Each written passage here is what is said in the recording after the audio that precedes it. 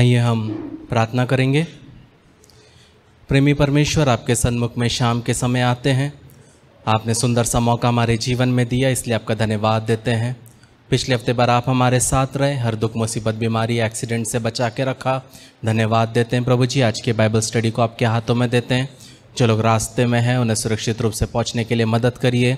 जो लोग यहाँ उपस्थित हैं उनको आपके हाथों में देते हैं प्रभु जी। हर एक डिस्टर्बेंसेस को हम कैंसिल करते हैं। जो लोग हमें यूट्यूब और फेसबुक में देखते हैं उनके लिए आज का प्रभु जी बाइबल स्टडी एक आशीष का कारण होने पाए प्रभु जी। और जो वचन बोया जाए प्रभु जी उसको शैतान चुराने ना पाए प्रभु जी। और प्रभु जी आपका अद्भुत कार्य हमारे बीच में होने पाए प्रभु जी। पवित्र आत्मा आपका हम स्वागत करते हैं। आप हमारे बीच में झुंबिश करिए, आप हमारी अगुवाई करिए। छोटी सी विनती आपके बेटे यीशु नासरी के नाम से मांगते, सुन और कबूल कर। आमीन आमीन आमीन। आज का बाइबल स्टडी का टॉपिक है पवित्रकरण। पवित्रकरण मतलब सैंक्टिफिकेशन। और ये बहुत ही एक इम्पॉर्टेंट विषय है। जब हम इब्रानी 12 उसका 24 पढ़ते हैं, हिब्रूज 12:24, वहाँ लिखा है सबसे मेल मिलाप रखो और उस पवित्रता के खोजी हो जिसके बिना कोई प्रभु को कदापि ना देखेगा। तो यहाँ पे हम देखते हैं कि वचन कहता है कि सबके साथ क्या करना है, मेल मिलाप से रहो और उस पवित्रता की खोजी हो जिसके बिना कोई प्रभु को कदापि नहीं देखेगा। मतलब हमारे जीवन में जब हम मसीह जीवन में चलते हैं, एक पवित्र जीवन जीना ये बहुत आवश्यक है। वचन क्या कहता है इब्रानी 12:24 कि पवित्रता के खोजी बनो। जैसे मैं हमेशा एक एग्जाम्पल देता हूँ, हमारा फ्यूचर क्या है? पवित्र जीवन है। हम यीशु मसीह के साथ रहेंगे, एक ऐसे जगह पे रहेंगे जहाँ पे ना पाप है, ना रोना है, ना गाली गलोच है, पवित्र जगह। तो अगर हमारा फ्यूचर पवित्र है तो हमें अभी से क्या करना है? एक पवित्र जीवन को जीना बहुत आवश्यक है। जब हम नया जन्म पाते हैं तब क्या होता है, हमारी प्रकृति बदलती है। हमारे जीवन में प्रकृति मतलब जैसे हमारे जीवन में पहले मसीह में आने के पहले बहुत आलस रहता था, लालच रहता था, हम बहुत ज़्यादा महत्वाकांक्षी थे, हम स्वार्थी थे, हम अज्ञान थे, हम घमंडी थे। ये क्या है? हमारा प्रकृति है। तो हम जब मसीह में आने के पहले उस तरह थे और जब मसीह में आए तो हमारा सोच बदला। लेकिन उसके बाद जब हम यीशु मसीह पे विश्वास करते हैं तब क्या होता है कि परमेश्वर हमें धर्मी ठहराता है। तो जब हमें परमेश्वर धर्मी ठहराता है तब हमारा स्थान बदल जाता है। पापी से हम एक पवित्र व्यक्ति बन जाते हैं। लेकिन उसी समय परमेश्वर एक और चीज़ करता है जो हमने पिछले दिनों देखा। परमेश्वर हमें क्या करता है? गोद लेता है। परमेश्वर हमें एडॉप्ट करता है। तो जब परमेश्वर हमें एडॉप्ट करता है तब हमारा क्या होता है? पोजीशन बदलता है। पोजीशन मतलब पहले हम पाप में थे, नरक जाने वाले थे। जब परमेश्वर हमें एडॉप्ट करता है तब क्या होता है कि हमारा पद क्या होता है? बदल जाता है। हम परमेश्वर की संतान बनते हैं। लेकिन फिर उसके बाद आता है पवित्रकरण, सैंक्टिफिकेशन। तो जब सैंक्टिफिकेशन हमारे जीवन में आता है, जब हम पवित्र जीवन जीते हैं तब जो बदलता है उसे कहते हैं चरित्र। तो चरित्र और प्रकृति ये अलग अलग चीज़ें हैं। जैसे प्रकृति के कुछ लक्षण हैं जिसके साथ आप पैदा होते हैं। आपका जो प्रकृति है उसके साथ आप क्या हुए हैं? आप पैदा हुए हैं। जो चीज़ें आप सहज रूप से सोचते हैं। लेकिन वहीं पे चरित्र जो है वो हम विकसित करते हैं। फॉर एग्ज़ाम्पल, प्रकृति से हम जन्म लेते हैं, जैसे हमारा सोच, हम बहुत चुपचाप रहते हैं, शांत रहते हैं, उछल कूद करना, वो हमारा प्रकृति है। लेकिन व्यक्तित्व जो है वो क्या है? वो धीरे धीरे डेवलप होता है। जैसे कोई चेन स्मोकर बनता है, कोई अडल्टरर बनता है, व्यभिचारी बनता है, वो क्या है? वो धीरे धीरे उसके अंदर वो प्रकृति क्या होता है? विकसित होता है। तो प्रकृति जन्म से होता है, लेकिन चरित्र का निर्माण होता है और व्यक्तित्व का विकास होता है। ये मनुष्य के अलग अलग तरीके से कार्य करते हैं। तो कहने का मतलब है कि पवित्रकरण जो है वो हमारे परमेश्वर के साथ के एक चरित्र को, एक जीवन को दिखाता है, कि वो बताता है कि हमें पवित्र जीवन जीना क्या है, आवश्यक है, क्योंकि हमारा उद्धारकर्ता कौन है? पवित्र है। अगर हमारा परमेश्वर पवित्र है, जिसकी हम उपासना करते हैं, वो पवित्र है, तो हमें हमारे सोच विचार में, चाल चलन में, रहन सहन में पवित्र जीना बहुत ज़रूरी है। तो यहाँ पे हम देखते हैं कि जब हम यूहन्ना 10:36 पढ़ते हैं तो वहाँ पे हम देखते हैं कि यीशु मसीह भी क्या हुआ? वो पवित्र किया गया। सबसे पहले किसके द्वारा? पिता के द्वारा। क्या लिखा है? तो जिसे पिता ने पवित्र ठहराकर जगत में भेजा है, तो उससे कहते हो तू निंदा करता है, इसलिए कि मैंने कहा मैं परमेश्वर का पुत्र हूँ। तो यहाँ पे हम देखते हैं कि यीशु मसीह का पवित्रकरण पहले कौन करता है? पिता करता है। यहाँ पे लिखा है पिता ने पवित्र ठहराकर जगत में भेजा। किसको भेजा? यीशु मसीह को भेजा। और जब हम यूहन्ना 17 उसका 19 पढ़ते हैं, वहाँ पे हम देखते हैं, वहाँ पे यीशु मसीह अपने आप को पवित्र करता है। क्या लिखा है? और उनके लिए मैं अपने आप को पवित्र करता हूँ, ताकि वे भी सत्य के द्वारा पवित्र किए जाए। तो यहाँ हम देखते हैं कि यीशु मसीह अपने आप को पवित्र करता है। और तीसरा हम देखते हैं लोगों के द्वारा। जब हम पहला पत्रस 3:15 पढ़ते हैं, 1 पीटर 3:15, वहाँ लिखा है, पर मसीह को प्रभु जानकर अपने अपने मन में क्या करो? पवित्र समझो। तो लोगों के द्वारा भी क्या होता है? पवित्रता हमारे जीवन में आता है। तो पवित्रकरण जो है वो प्रत्येक विश्वासी के लिए परमेश्वर की इच्छा है। ऐसा नहीं है कि सिर्फ पासबान है तो वो पवित्र जीवन जिए, विश्वासी है तो तेरे को जो करना है कर ले। ऐसा नहीं है। हम सब के लिए पवित्र बनना है, क्योंकि जब हम 1 थिस्सलुनीयंस 4:3 पढ़ते हैं, पहला थिस्सलुनीका 4:3, वहाँ क्या लिखा है? वहाँ लिखा है, क्योंकि परमेश्वर की इच्छा यह है कि तुम क्या बनो? पवित्र बनो, अर्थात व्यभिचार से बचे रहो। ये परमेश्वर की इच्छा है कि हम क्या करें? हम पवित्र बने। वचन कहता है be holy for I am holy, मतलब तुम पवित्र बनो क्योंकि मैं पवित्र हूँ। तो हमारा जो जीवन है प्रियो, वो हमें जांचना है कि कितना पवित्र है और कितना दुनिया में है। और जब हम बाइबल में पवित्रता के बारे में या पवित्रीकरण के बारे में जब हम पढ़ते हैं, तो उसका उल्लेख 1066 बार किया गया है पूरे बाइबल में। तो अगर बाइबल में इस टॉपिक के बारे में 1000 से ज़्यादा बार कहा गया है, तो वो मतलब है कि परमेश्वर सीरियस है। ऐसा नहीं है कि एक बार कहा गया है तो परमेश्वर सीरियस नहीं है। हर एक चीज़ जो वचन में लिखा है सीरियस है, लेकिन 1000 से ज़्यादा बार परमेश्वर अलग अलग तरीके से, अलग अलग किताबों में, अलग अलग वचनों में परमेश्वर बोलता है कि तुम्हें पवित्र जीवन जीना है। तो सवाल ये उठता है पहला कि पवित्रता का अर्थ क्या है, या पवित्रकरण का अर्थ क्या है? पवित्रकरण जो है वो पवित्र आत्मा का कार्य है, और पवित्रता और पवित्रकरण समान चीज़ है। मतलब पवित्रकरण का मूल जो अर्थ है वो है अलगाव। जब हम भजन संहिता 4 उसका 3 पढ़ते हैं, वहाँ लिखा है साम 4:3, ये जान रखो कि यहोवा ने भक्त को अपने लिए क्या किया है? अलग कर रखा है। जब मैं यहोवा को पुकारूंगा तब वो सुन लेगा। तो पवित्रकरण का मूल अर्थ क्या है? अलगाव। कहने का मतलब है कि एक व्यक्ति जब मसीह में आता है तो वो क्या होता है? वो दुनिया से अलग होता है, पाप के जीवन से अलग होता है, और गलत कामों से वो अलग होता है, और एक पवित्र जीवन जीने की वो क्या करता है? कोशिश करता है। तो विश्वासियों को परमेश्वर ने अपनी इच्छा के अनुसार उपयोग करने के लिए क्या किया है, अलग रखा है।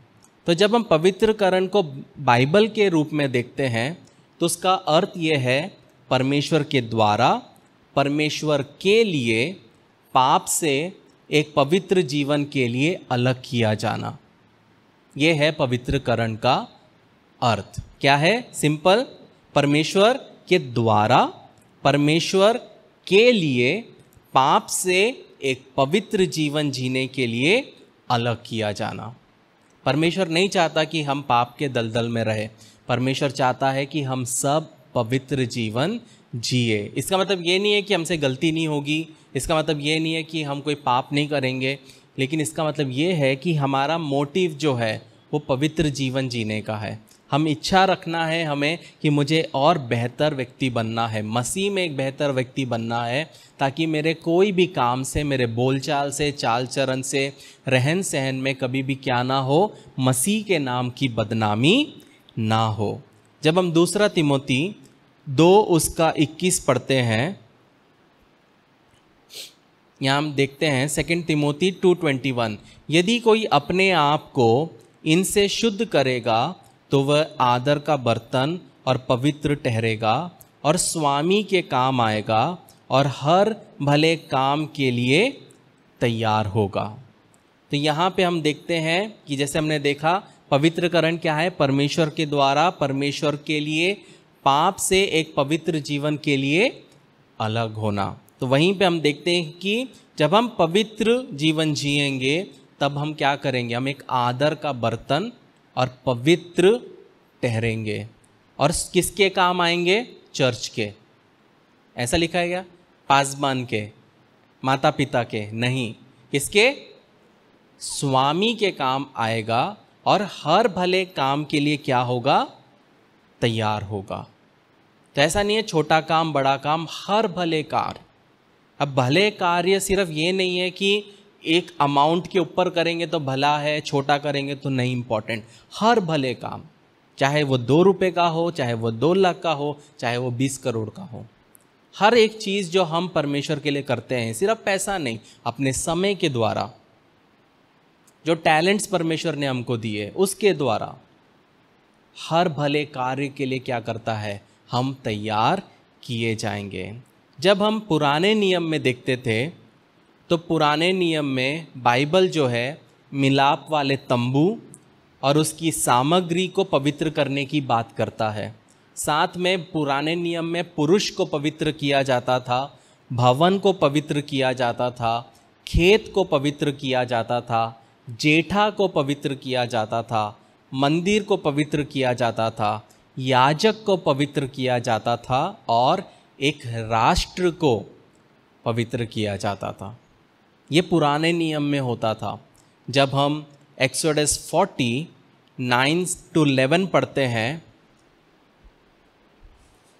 वहाँ पे हम देखेंगे ये सब जो मैंने बोला एक एक करके पढ़ेंगे। वहाँ लिखा है, और अभिषेक का तेल लेकर निवास को और जो कुछ उसमें होगा सब कुछ का अभिषेक करना और सारे सामान समेत उसको पवित्र करना, तब वो पवित्र ठहरेगा।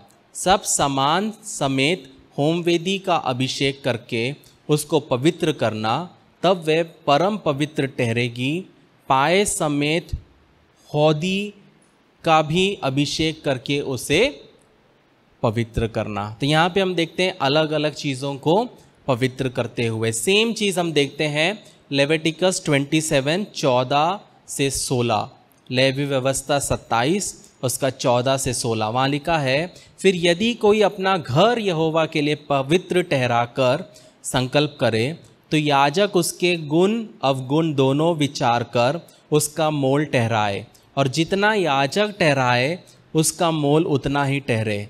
और यदि घर का पवित्र करने वाला उसे छुड़ाना चाहे तो जितना रुपया याजक ने उसका मोल ठहराया हो उसमें वह 5वां भाग और बढ़ाकर दे, तब वह घर उसी का रहेगा।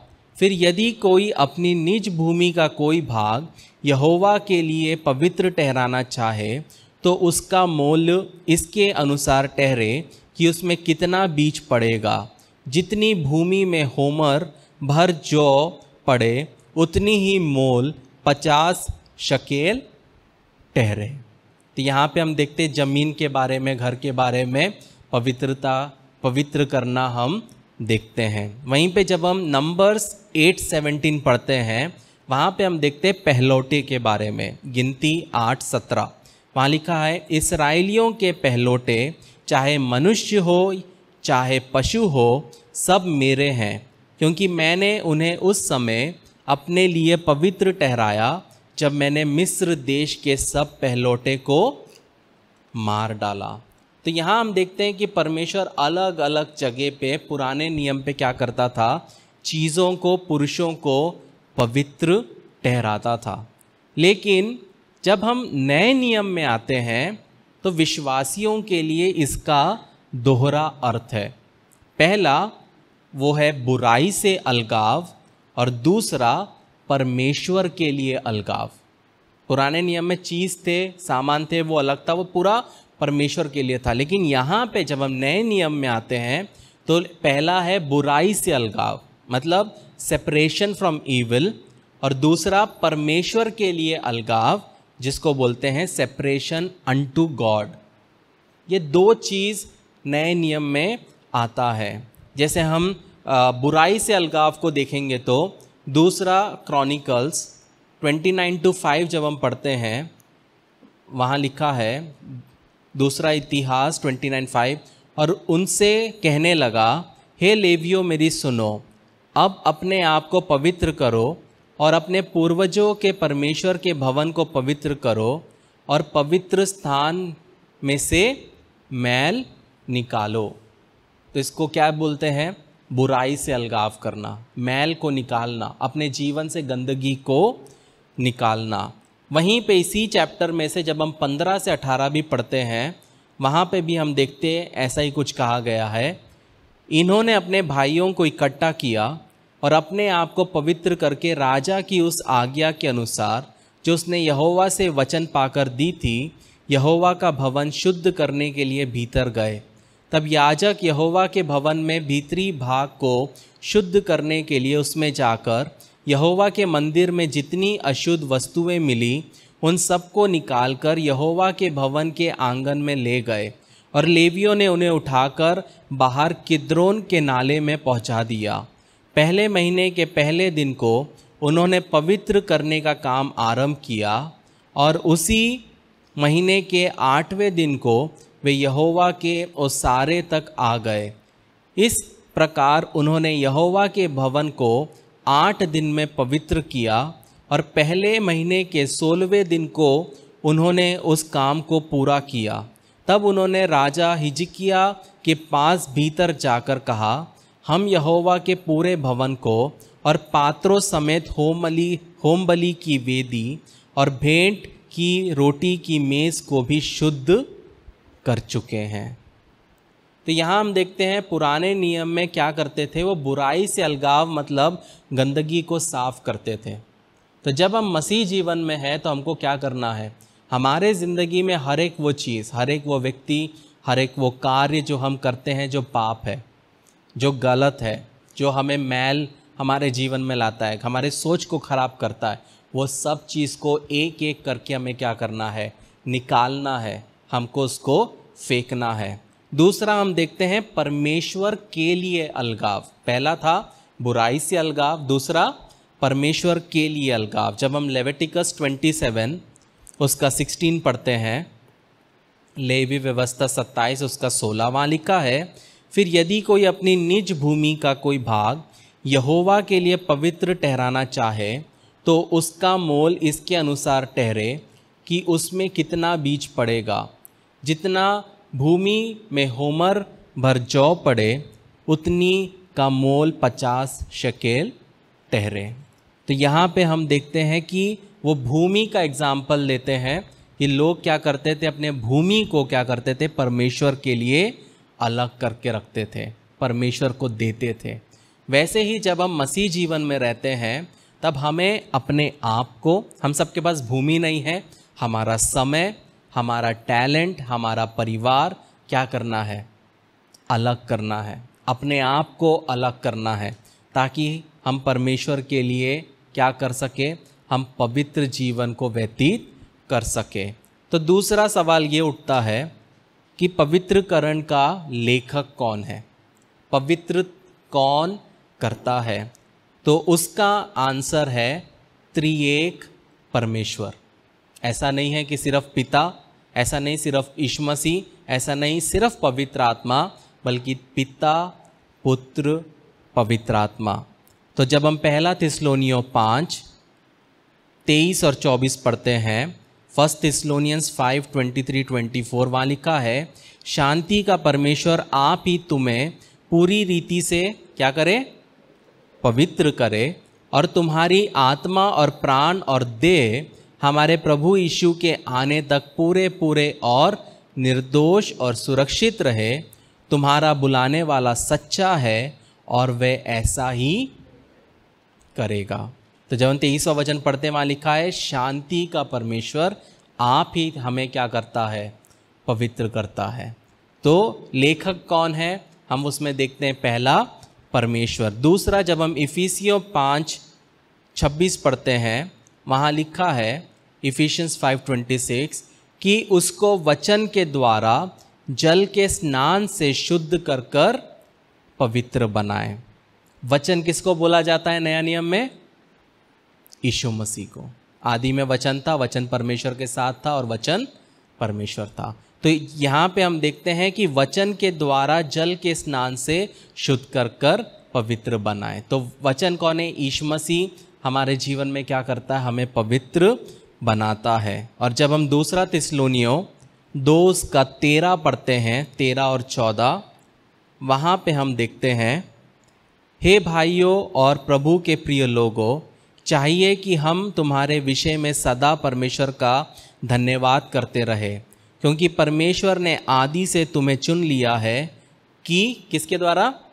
आत्मा के द्वारा पवित्र बनकर और सत्य की प्रतीति कर कर उद्धार पाओ, जिसके लिए उसने तुम्हें हमारे सुसमाचार के द्वारा बुलाया कि तुम हमारे प्रभु यीशु मसीह की महिमा को प्राप्त करो। तो यहाँ पे हम देखते हैं प्रियो कि पवित्र आत्मा के द्वारा भी हमें क्या किया जाता है, पवित्र ठहराया जाता है। एक परमेश्वर के दास है ग्रिफिथ थॉमस, उन्होंने एक चीज़ कहा है कि पवित्रता जो है वो कोई उपलब्धि नहीं है जिसे हासिल किया जाए, बल्कि ये एक उपहार है जिसे स्वीकार किया जाना चाहिए। और जब हम इस उपहार के निरंतर उपयोग करते हैं तो क्या होता है, हमारी पवित्रता बढ़ती है। बहुत बार जब हम मसीह जीवन में चलते हैं तब हमको लगता है कि मैं पवित्रता मुझे हासिल करना है, हम समझते ये एक उपलब्धि है, हम कैसे पवित्र बन सके। लेकिन हमें समझना है कि ये एक उपहार है, गिफ्ट है। जैसा हमारा जो बचाया जाना है, हमारा जो उद्धार है, वो क्या है? परमेश्वर की ओर से एक तोहफा है। हमने उसके लिए कुछ नहीं किया, हमने ना कोई पैसा दिया, ना कोई बलि किया, हमने कुछ भी नहीं दिया, सिर्फ परमेश्वर के उपहार को हमने ग्रहण किया। तो वैसे ही पवित्रता जो है वो भी परमेश्वर की ओर से क्या है, एक उपहार है, जिसका जब हम निरंतर उपयोग करेंगे तब क्या होगा, हमारे जीवन में पवित्रता बढ़ेगी। अब तीसरा सवाल यह आता है कि हम पवित्र कैसे बने। पवित्र जीवन जीना है, लेकिन पवित्रकरण के साधन क्या है? जैसे कोई खाना बनाना है तो सामग्री रहती है, वैसे ही पवित्र जीवन जीना है तो उसके साधन क्या है। तो सबसे पहला चीज़, अगर आपको पवित्र जीवन जीना है तो उसके लिए है परमेश्वर का वचन। कोई पासबान नहीं, कोई कलीसिया नहीं, परमेश्वर का वचन। जब हम यूहन्ना 17:17 पढ़ते हैं, जॉन 17:17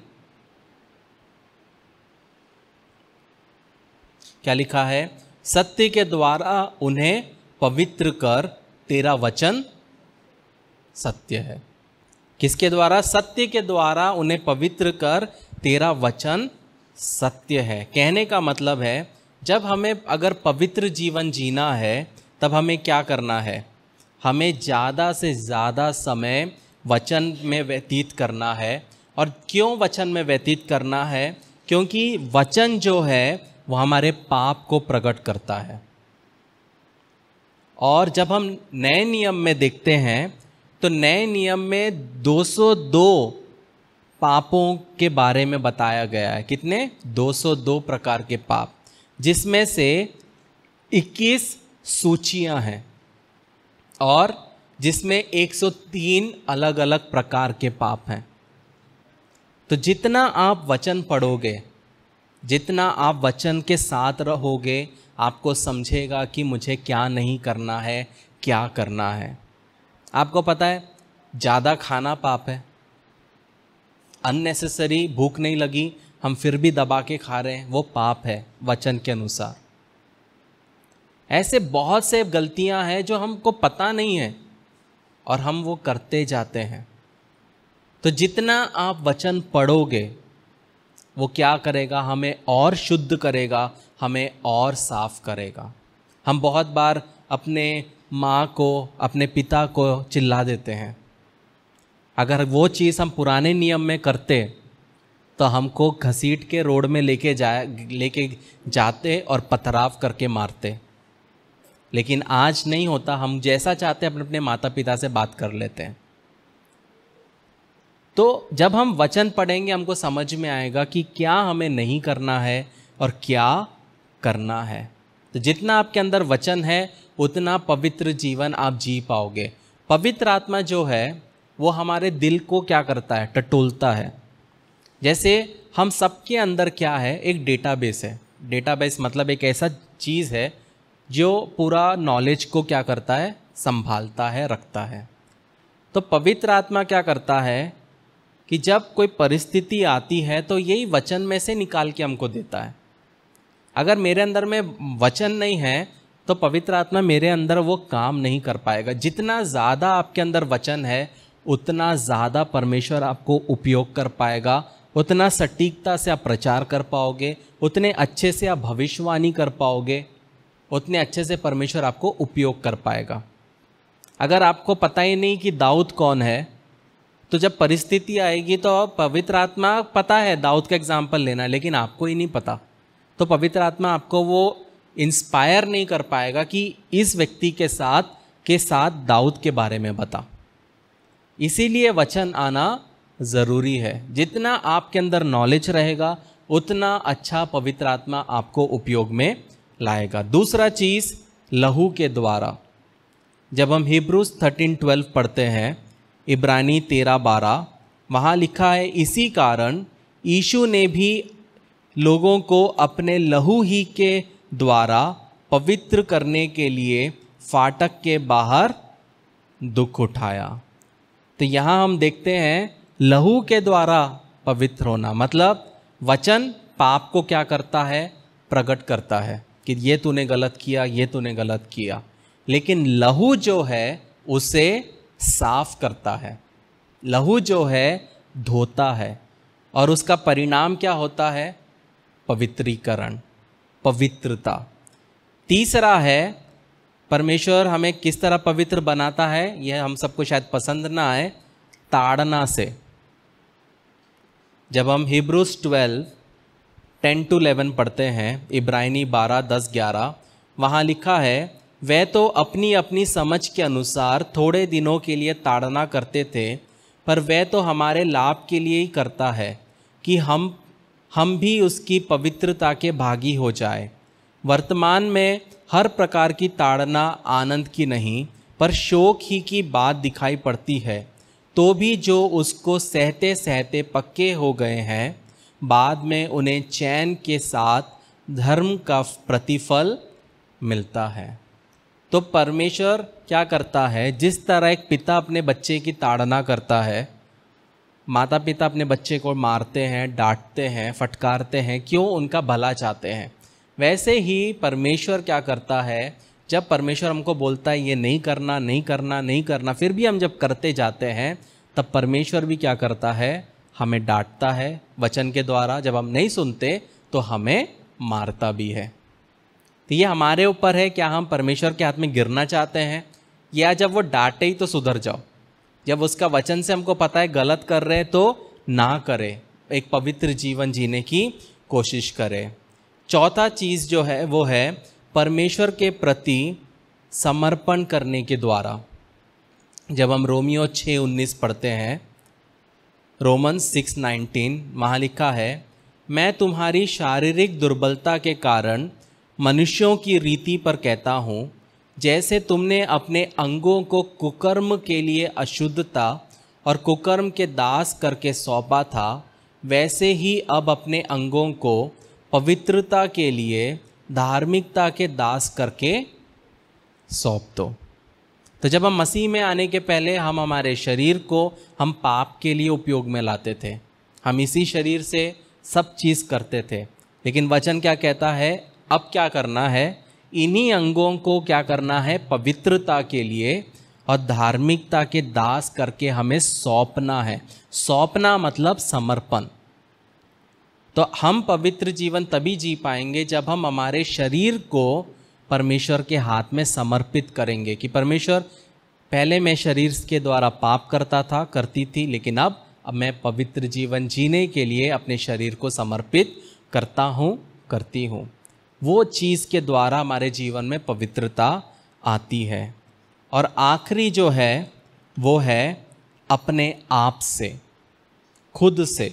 जब हम 2 कुरिन्थियों 7 उसका 1 पढ़ते हैं, 2 कुरिन्थियन 7:1 वहाँ लिखा है, अतः हे प्रियो, जबकि ये प्रतिज्ञा हमें मिली है तो आओ हम अपने आप को शरीर और आत्मा की सब मालिन्यता से शुद्ध करें और परमेश्वर का भय रखते हुए पवित्रता को सिद्ध करें। यहाँ क्या लिखा है, आओ हम अपने आप को। कहने का मतलब है, बहुत बार लोग ये सोचते हैं कि पवित्रता चुटकी बजाने जैसा है, खुद से हो जाएगा। मतलब बहुत लोग सोचते हैं मैं उपवास प्रार्थना करूँगा या करूँगी तो मैं पवित्र जीवन जीना चालू कर दूँगा, ऐसा नहीं है। पवित्र जीवन जीना मतलब ये आपका और मेरा एक चॉइस है, यह हमारे ऊपर भी निर्भर करता है, क्योंकि हमारा काम जो है वो निर्धारित करेगा मैं पवित्र जीवन जीऊँगा कि गलत जीवन जीऊँगा। कहने का मतलब है, अगर आपको शराब की लत है या सिगरेट की, कोई भी चीज़ की, या व्यभिचार की, या अगर आपको पॉर्न देखने की लत है, अगर आपके ब्राउज़र में वो चीज़ आएगा या आपके सामने में वो चीज़ लाया जाएगा, तो ये आपका चॉइस है कि उसको डिलीट मारना, या आपका चॉइस है कि उसको ना बोलना। आप बोलोगे स्वर्गदूत आके मेरे लिए बोलेगा, या परमेश्वर आके बोलेगा मत पी, ऐसा नहीं होगा। कहने का मतलब है, पवित्रकरण में हमारा बहुत बड़ा हिस्सा है, क्योंकि हमारा काम क्या है, पाप को ढूंढना है, फिर उसको हमें क्या करना है, आंकना है कि जो मैं कर रहा हूँ वो सही है या गलत है। फिर हमें क्या करना है, अगर हमको पता है कि मैं गलत कर रहा हूँ तो हमें उससे दूर होना है, और साथ में हमें क्या करना है, उसके लिए प्रार्थना करना है, और पवित्र जीवन जीने के लिए पवित्र आत्मा से शक्ति पाना है, परमेश्वर से शक्ति मांगना है, कि परमेश्वर से मांगना है कि प्रभु जी ये पाप है जिससे मैं जूझ रहा हूँ, मुझे इसमें से निकलने में मदद कर। अगर आप सोचोगे कि एक दिन ऑल ऑफ अ सडन सब चीज़ ठीक हो जाएगा, ऐसा नहीं होता प्रियो। कुछ लोगों के जीवन में ऐसा होता है, जब पवित्र आत्मा उनको छूता है, वो एकदम से, बहुत लोग जब मसीह में आए थे वो पवित्र जीवन जी पाए 1 महीना, 2 महीना, 3 महीना, कुछ लोग साल तक, लेकिन धीरे धीरे जैसे जैसे हमारा परमेश्वर के साथ संबंध टूटता जाता है, हम सब चीज़ लाइटली लेने लगते हैं, फिर से वो मैल हमारे जीवन में आने लगता है, और फिर से हम बैक टू स्क्वायर चले जाते हैं। क्यों जाते हैं? क्योंकि हमने अलाउ किया, परमेश्वर ने अपना काम किया, पवित्र आत्मा ने अपना काम किया, लेकिन हम अनुमति देते हैं शैतान को, हम अनुमति देते हैं दुनिया को, चीज़ों को हमारे जीवन में घुसने के लिए। इसलिए कुछ भी हम करते हैं ये हमारा चॉइस है कि क्या करना है, गलत चीज़ों को अपने जीवन में आने देना है कि नहीं है। तो बहुत ज़रूरी है कि जब हम मसीह जीवन को जीते हैं तो हमें पवित्रकरण के रूप में मसीह को अपनाना है और प्रतिदिन हमें उसकी पवित्रता और उसके विश्वास और उसके प्रेम और उसके अनुग्रह को क्या करना है, क्लेम करना है। क्लेम करना मतलब दावा करना है। अतः जब आप प्रार्थना करते हो तो आपको बोलना है कि प्रभु जी मैं आपकी पवित्रता को लेता हूँ, मुझे आपके पवित्र जीवन जैसे आप जिए वैसा मैं जीना चाहता हूँ। उसको जब हम विश्वास में क्लेम करते हैं तब क्या होता है, हम पवित्र जीवन जीने की हमारे अंदर चाह होती है। हम कोई भी चीज़ करें, अगर हमारे अंदर में चाह नहीं है हम नहीं बन सकते। अगर आपके अंदर डॉक्टर बनने की इच्छा है लेकिन आप बुक दिखते ही आप उबासी लेने लग जाओगे तो क्या आप डॉक्टर बन पाओगे? नहीं। लेकिन अगर आपके अंदर चाह है, अगर आपके अंदर इच्छा है, तब आप क्या करोगे? आप 4 बजे उठ के भी पढ़ोगे, आप अपने आप को तैयार करोगे। तो ये हमारे हाथ में है प्रियो कि हम कितना पवित्र जीवन जीना चाहते हैं। लेकिन एक चीज़ है, जितना पवित्र जीवन आप जियोगे उतना ज़्यादा आप परमेश्वर के कार्य को अपने जीवन में देखने पाओगे, परमेश्वर के मिरेकल्स को अपने जीवन में देखने पाओगे। जो चीज़ आपने सोचा नहीं उस तरीके से परमेश्वर का कार्य आपके जीवन में, अपने आपके परिवार में, आपके जॉब में, आपके बिजनेस में होगा। लेकिन जितना गंदगी आप अपने जीवन में भरोगे उतना ज़्यादा आपको मुश्किल होगा परमेश्वर के कार्य को आपके जीवन में होते हुए देखना। तो चौथा सवाल ये आता है कि पवित्रकरण का समय कब होता है। अब यहाँ पे अलग अलग लोगों के ओपिनियन है। कुछ लोग बोलते हैं कि जिस दिन मैंने यीशु मसीह को अपनाया मैं पवित्र हो गया तो मैं कैसे भी जी सकता हूँ। और वहीं पे दूसरे लोग बोलते हैं कि पवित्रकरण जो है वो एक प्रोसेस है, एक दिन में नहीं होता है। तो सच्चाई ये है कि ये दोनों है। मतलब जब हमने यीशु मसीह पे विश्वास किया हम उसके बच्चे बनते हैं, लेकिन फिर भी हम क्या करते हैं, यीशु मसीह के साथ में हम जीते रहते हैं, क्योंकि हमें आखिरी सांस तक क्या करना है, विश्वास योग्य रहना है। तो वैसे ही जब हम मसीह को अपनाते हैं हम पवित्र बनते हैं, लेकिन इस पवित्रता को लेके चलना हमारे हाथ में है। अगर मैं गलत काम करूँगा तो क्या होगा, गलत चीज़ें मेरे ज़िंदगी में आएगी। अगर आपकी मम्मी ने आपको वाइट शर्ट दिया है धोके, आप उसको पहनोगे, वो आपका पवित्रकरण एग्जाम्पल। अब वो वाइट शर्ट वाइट रहना है तो क्या मम्मी की जिम्मेदारी है? नहीं। किसकी जिम्मेदारी है? आपकी जिम्मेदारी है कि आप स्कूल में जाओगे तो धूल से दूर रहो, इंक पेन से मत खेलो, गंदगी मत करो, खाते वक्त अच्छे से रहो। तो वैसे ही जब हम मसीह जीवन के पवित्रकरण को देखते हैं तो वहाँ पे पवित्रता हमको मिलती है, लेकिन उसको बनाए रखना ये हमारे ऊपर है। जब हम 1 थिस्सलुनीय 5:23 पढ़ते हैं, वहाँ लिखा है, शांति का परमेश्वर आप ही तुम्हें पूरी रीति से पवित्र करे और तुम्हारा आत्मा और प्राण और देह हमारे प्रभु यीशु मसीह के आने तक पूरे पूरे और निर्दोष सुरक्षित रहे। तो यहाँ पे हम देखते हैं कि परमेश्वर जो है वो क्या करेगा, ये पवित्रता को एक दिन पूर्ण करेगा। वो कब होगा? जब यीशु मसीह वापस आएगा। और जब यीशु मसीह वापस आएगा तब हम क्या होंगे, कंप्लीट होंगे। अभी हमारे अंदर एक इच्छा है, लेकिन तब हम सच में यीशु मसीह के साथ पवित्र जीवन को जिएंगे, क्योंकि हम उसके जैसे होंगे। जब हम ये पहला यूहन्ना 3:5 पढ़ते हैं, 3:2, 1 जॉन 3:2, यहाँ लिखा है पहला यूहन्ना 3:2, ये मतलब नहीं कि मैं पा चुका हूँ। 1 जॉन 3:2,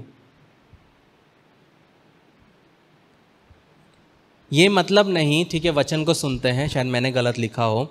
ये मतलब नहीं कि मैं पा चुका हूँ या सिद्ध हो चुका हूँ, पर उस पदार्थ को पकड़ने के लिए दौड़ा चला जाता हूँ जिसके लिए मसीह ने मुझे पकड़ा है। या जब हम 1 जॉन 3:2 पढ़ते हैं, वो खोलिए एक बार, वहाँ लिखा है, हे प्रियो,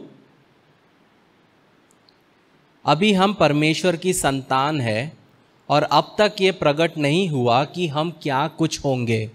इतना जानते हैं कि जब वह प्रकट होगा तो हम भी उसके समान होंगे, क्योंकि उसको वैसा ही देखेंगे जैसा वह है। मैंने गलत लिखा है, वो सही है। तो यहाँ पे हम देखते हैं कि हम सोचते हैं जो लोग बुज़ुर्ग हैं, यीशु मसीह आएंगे तो वो कैसे होंगे। तो सिंपल है, 33.5 साल के।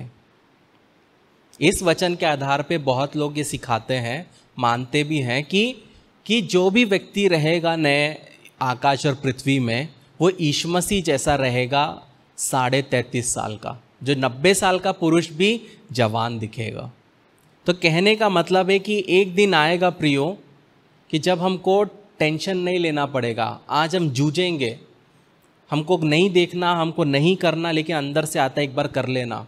वो शैतान हमेशा हमें टेम्प्ट करेगा, लेकिन एक समय आएगा जब परमेश्वर हमेशा के लिए शैतान को बांध देगा, और तब हमको कोई टेंशन नहीं रहेगा कि शैतान आके कान में बोल रहा है ये कर, वो कर, ऐसा कर, वैसा कर, बल्कि हम एक पवित्र जीवन को अपने लाइफ में एंजॉय करने पाएंगे। तो सवाल ये उठता है कि पवित्रकरण का कारण क्या है।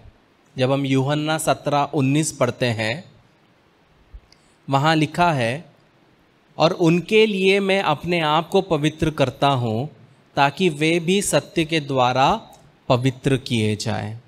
कहने का मतलब है, यहाँ पे लिखा है उनके लिए। अगर यीशु मसीह को पवित्र किए जाने की आवश्यकता थी, तो निश्चित रूप से आपको और मुझे भी पवित्र जीवन जीने की क्या है प्रियो, आवश्यकता है। वो जो परमेश्वर का पुत्र था और अधिक कैसे पवित्र बन सकता है, ये सवाल उठता है। यीशु मसीह परमेश्वर का पुत्र था, वो पवित्र था, फिर भी वो पवित्र बनना चाहता था। उसका एक उत्तर है रोमियो 15:13 में। वहाँ पे लिखा है, क्योंकि मसीह ने अपने आप को प्रश्न नहीं किया, पर जैसा लिखा है, और तेरे निंदकों की निंदा मुझ पर आ पड़ी। कहने का मतलब है कि जब मसीह इस पृथ्वी पे था, उसने अपने आप को प्रश्न नहीं किया, बल्कि उसने परमेश्वर को प्रश्न किया। तो ये बहुत ज़रूरी है, हम जो यीशु मसीह के शिष्य हैं, कि हम उसके जैसे बने और हम आगे बढ़े। हम नीचे ना देखें, बल्कि हमेशा हम ऊपर की ओर देखते हुए बढ़े। मतलब हमारा फ्यूचर को देख के हम बढ़े। जब आप एक गवर्नमेंट जॉब के लिए तैयारी करते हो, तब आप क्या देख के तैयारी करते हो? एक चीज़ देखते हो, सैलरी। सही है, गवर्नमेंट जॉब मिला तो अच्छी सैलरी है। वैसे ही जब आप मसीह जीवन को जीते हो, तो आपका हमेशा सोच जो है वो ऊपर की ओर रहना चाहिए, वो स्वर्गीय देश की ओर रहना चाहिए, कि मेरा जो जगह है, जहाँ मैं जाने वाला हूँ, वो कैसा है। तो जब आप हमेशा वो चीज़ अपने दिमाग में रखोगे, तो जब आपका दोस्त बोलेगा कुछ गलत करने के लिए, आप उसको सीधा सीधा क्या बोलोगे? नहीं, क्योंकि आपको पता है कि आप कहाँ के रहने वाले हैं और आपको कहाँ जाना है। बहुत बार मसीही लोग पाप इसलिए करते हैं क्योंकि ये भूल जाते हैं, और वो इतना दुनिया के अंदर घुस जाते हैं कि वो सोच में भी नहीं सोचते कि भैया मैं तो यहाँ पे कुछ समय के लिए हूँ। जैसे एक नॉर्मल इंसान का जो दिन है, वो कुछ हजारों में है, लाखों में भी नहीं है। एक इंसान 1,00,000 दिन भी नहीं जी पाता।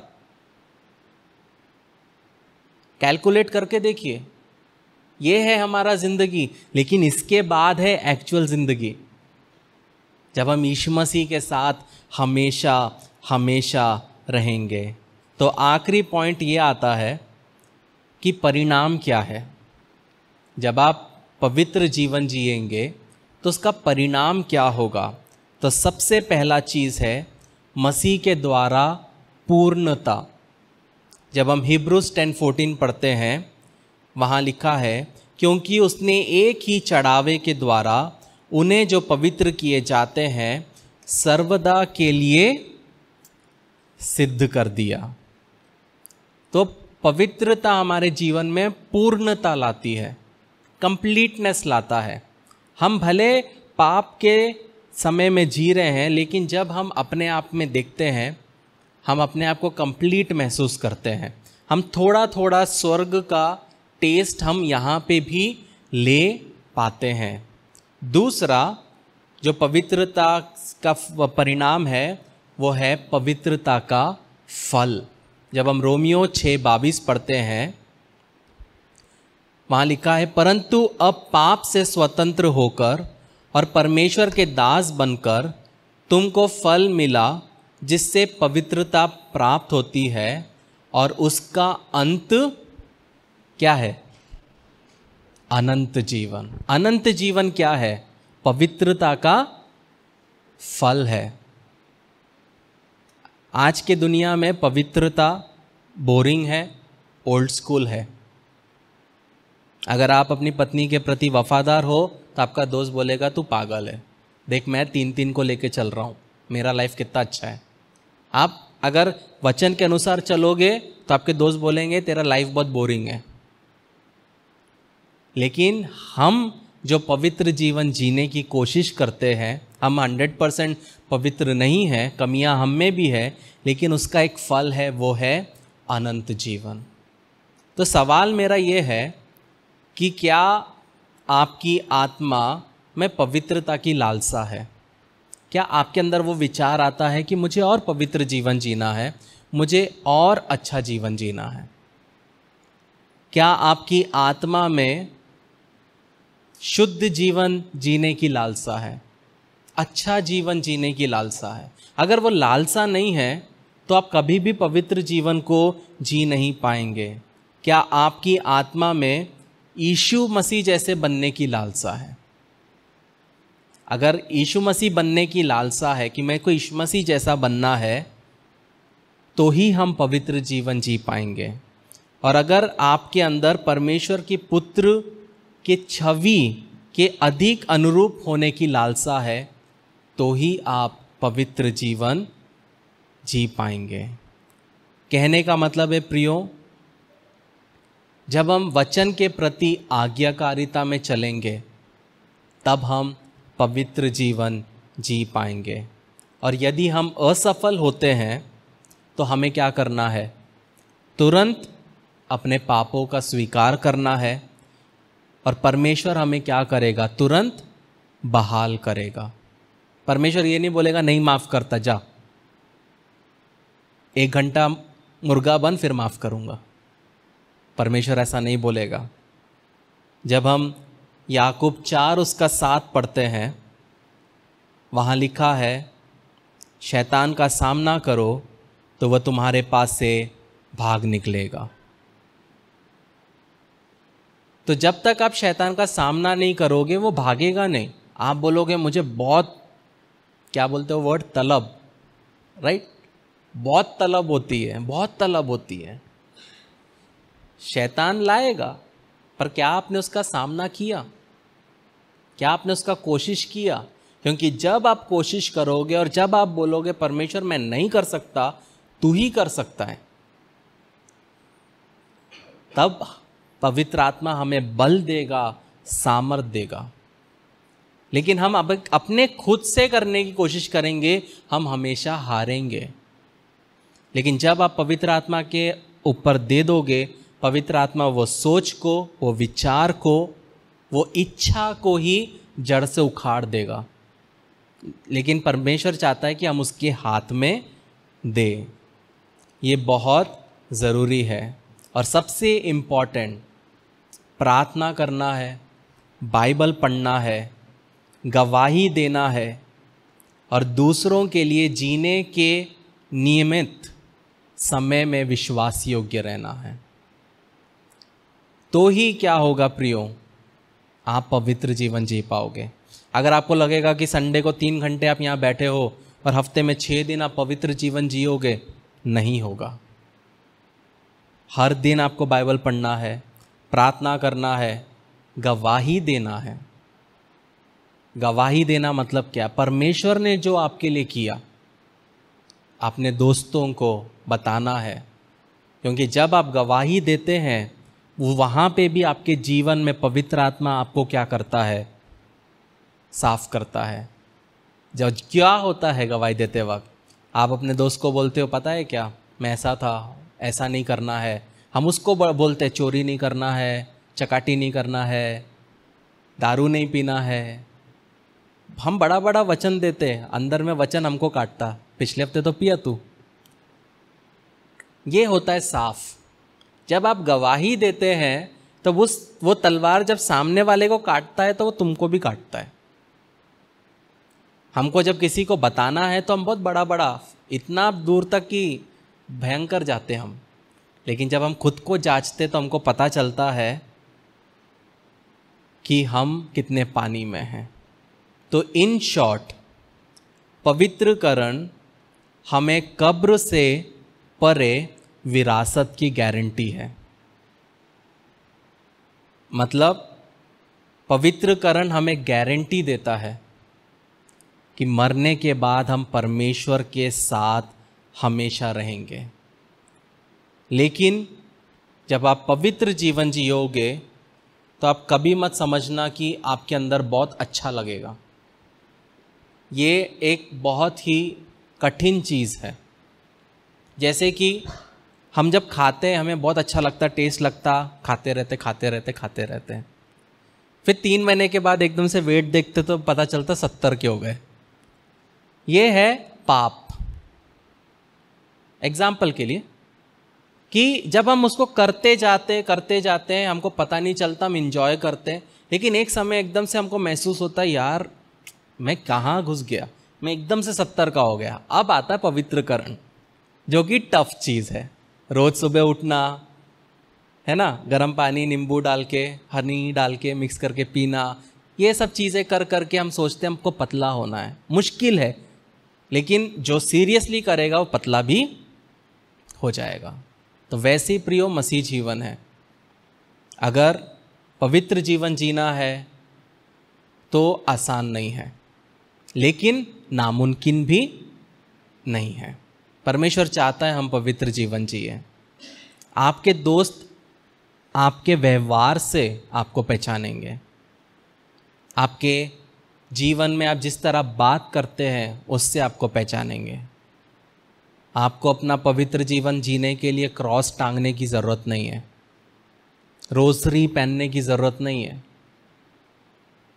आप मसीह में हो, वो व्यक्ति आपसे बात करके ही क्या करता है, पहचान सकता है। बहुत से लोग हैं जो अपने आप को पवित्र दिखाने के लिए कपड़े के द्वारा बताते हैं कि हम सिर्फ वाइट शर्ट और ब्लैक पैंट ही पहनेंगे, दाढ़ी नहीं बढ़ाएंगे, हम फ्रेंच नहीं रखेंगे, हम लंबे बाल नहीं रखेंगे, बहुत सारी चीज़ें, हम टैटू नहीं बनाएंगे, बहुत सारी चीज़ें।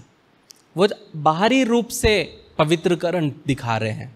हमको बाहरी रूप से पवित्रता नहीं दिखाना है प्रियो, क्योंकि हमारा परमेश्वर बाहरी रूप को नहीं देखता। किसको देखता है? हमारे मनों को। तो हमारे मन से हमें साफ रहना है, हमारे आँखों से हमें साफ रहना है, हमें हमारे सोचों में साफ रहना है। तो ही हम पवित्र आत्मा के कार्य को अपने जीवन में देख पाएंगे। वरना क्या होगा? इन शॉर्ट, एक दिन आएगा जब आप 70 के होंगे, 60 के होंगे, 55 के होंगे, और जब आप अपना ज़िंदगी पीछे मुड़ के देखोगे तो आपके जीवन में एक ही चीज़ रहेगा, निराशा, कि मैंने ज़िंदगी में क्या किया। और आप मुड़ के देखोगे, बोलोगे परमेश्वर ने कुछ नहीं किया। क्यों नहीं किया? क्योंकि आप परमेश्वर के साथ थे ही नहीं। आप अपनी इच्छा से चले, आप अपनी इच्छा से चले, आपने अपनी इच्छा से काम किया। ऐसे नहीं होता।